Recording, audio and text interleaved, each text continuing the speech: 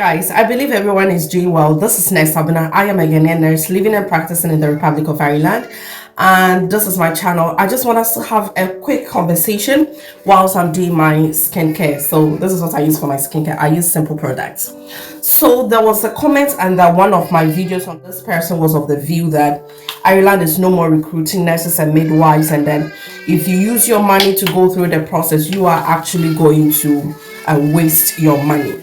So this is what I want us to know when it comes to recruitment in Ireland for overseas registered nurses and midwives. So yes, for some months Ireland wasn't recruiting because there was a recruitment freeze in Ireland by the Health Service Executives. That's the HSE, that's the governing body for the government side. So they placed a freeze on recruitment. So there was actually no recruitment both internally and externally.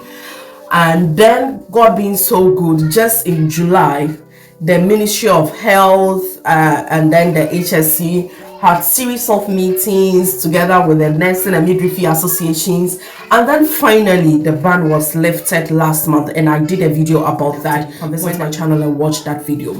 But then people are also of the view that Ireland is still not recruiting overseas nurses and midwives, and that people should not waste their money to go through the recognition process and all that. So I think people are getting it all wrong with the HSE recruitment ban that is lifted, and then that of the World Health Organization Redlist Warning. So yes, one thing that people need to know about, so I'm going to clean my face with a toner. This is also from Simple Products. So one thing you need to know about the Ireland recruitment issue for nurses and midwives is that the World Health Organization's Redlist Warning is still in place. There's been no updates about that. But when it comes to Ireland, the HSE recruitment ban that was affecting recruitment is what has been lifted. Now it means that HSE hospitals or facilities can now recruit nurses and midwives. But the issue now comes in if you find yourself in a country which is part of the red lists. So nurses and midwives who find themselves in red list countries, that is where the problem comes in. Agencies cannot recruit us, because this red list warning actually goes a long way to hit the recruiting agencies. They cannot recruit from these countries. But the good thing is that direct applications to those HSE hospitals or health facilities in Ireland can consider your application. So what overseas registered nurses and midwives needs to know about this whole recruitment issue that is delaying people's process and all that is to make direct applications to health facilities in Ireland.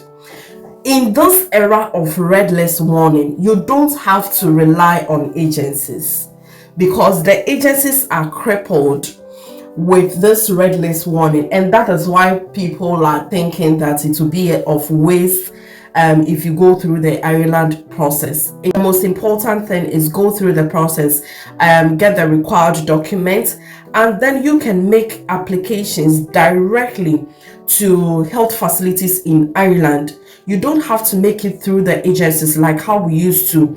Like myself, I came through agents. I came through the recruiting agencies, because during the time I was coming, there was no this red list warning wasn't so loud in the system, so the agencies were still recruiting. But now it has become a major issue. So if you are in the process and you don't have to waste money, when the HSE ban is lifted, you can make applications directly to the health facilities. So this is a moisturizer. So you don't have to send applications to the agencies. I mean, you have to make direct applications to the health facilities in Ireland, because they can now consider your applications if your CV is actually up to the standard that they want. Your CV actually contains every information that they are looking for, all the qualifications, all the work experience that they are looking for. If you have it in your CV, why not? They can consider you. The red list warning is still in place. It has not been taken off. So if you are in a red list country and you have your decision letter, you have your IELTS or OET certificate, and then you are making applications for job, you need to make it directly to the facilities in Ireland, because they can now look into your CV, and if your CV matches with what they are looking for, that is when they can consider and then take you through the process and then come into the country. That is how a lot of people are now coming into the country. Now you don't have to rely on agencies because of the red list warning. So if health facilities in Ireland are recruiting directly, you don't have to waste time on finding an agency. I hear a lot of time people are asking, Sabina, I have my decision letter, can you please recommend me to an agency? No, I cannot, because these agencies will tell you that you are making your application from a red list country and they are crippled by this warning to actually recruit nurses and midwives from such countries. So make use of the hospitals, go onto their website. And the good thing is, when NMBI is sending your decision letter, they mostly attach a link in the email, and the link leads you to list of hospitals in Ireland that you can make applications to. So what you can do is to visit the website of these hospitals that NMBI lists in that link for you. Visit their website, check their vacancy sections. If any of their available vacancies applies to you, then you go ahead and apply.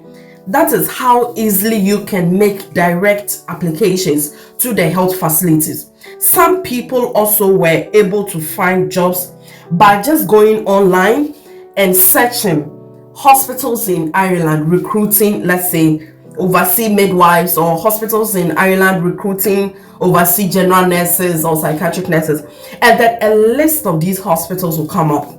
It takes a lot of work to land a job now because the agencies are not able to recruit now.